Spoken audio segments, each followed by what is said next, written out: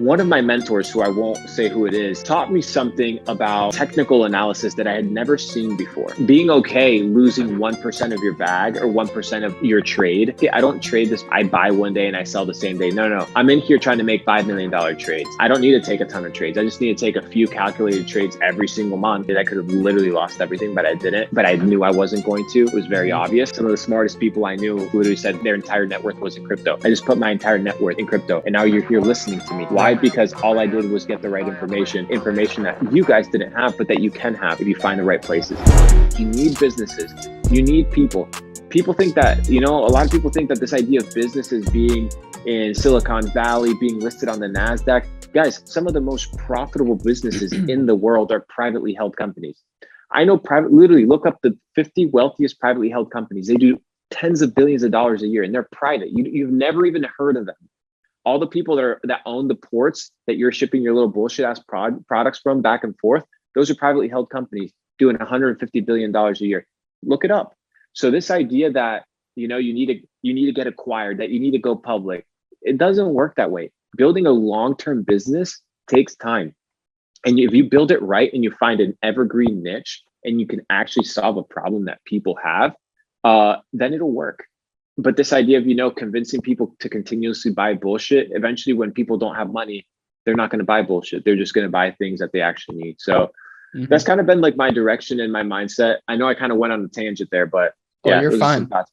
No, this is extremely valuable. I mean, I'm sure you understand, the value of the things that you're talking about. And I also understand it. So something that you also mentioned is, and what I've been seeing through just observing you on social media is, you're very against these people and like these moon boys, people that are basically regurgitating whatever, the public thinks.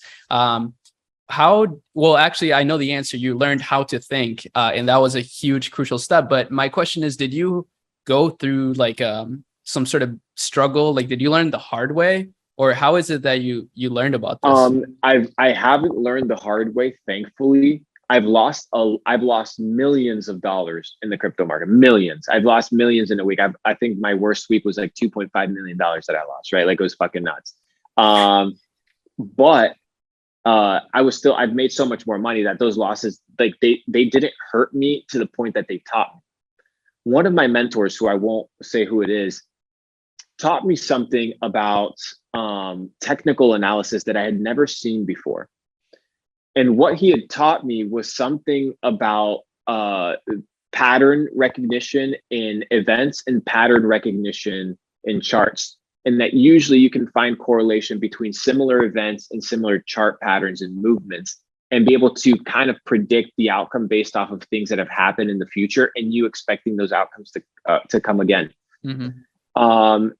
Simple things like looking at how Bitcoin peaked with the ETF announcement, or the hope that there was going to be an ETF, or when Coinbase listed publicly, or when Luna went to zero, or when BitConnect crashed, or when Mt. Gox went to zero. There are instances where you can go back and look at how price performed and look at what are the events, good and bad, that then led to this potential catalyst. And it's looking at that and not being biased about your bags. Being okay losing 1% of your bag or 1% of your trade, and then being like, okay, I'll get back in. Most people aren't willing to lose small, right? The thing is, it's not about timing the exact time of entering the market. I don't trade this like I buy one day and I sell the same day. No. I'm in here trying to make $2 million trades, $5 million trades. I don't need to take a ton of trades. I just need to take a few calculated trades every single month. And that's it, right? And I'm good.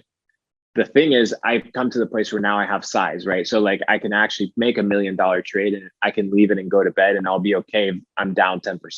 I know most people can't do that. But in order to get to that point, you either need to do one thing.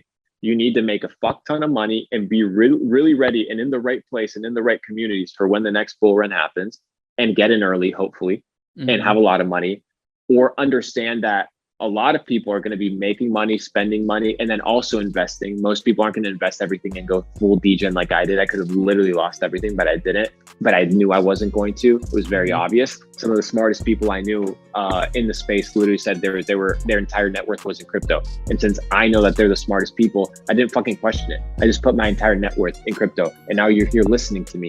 Why? Because all I did was get the right information that you guys didn't have, but that you can have if you find the right places.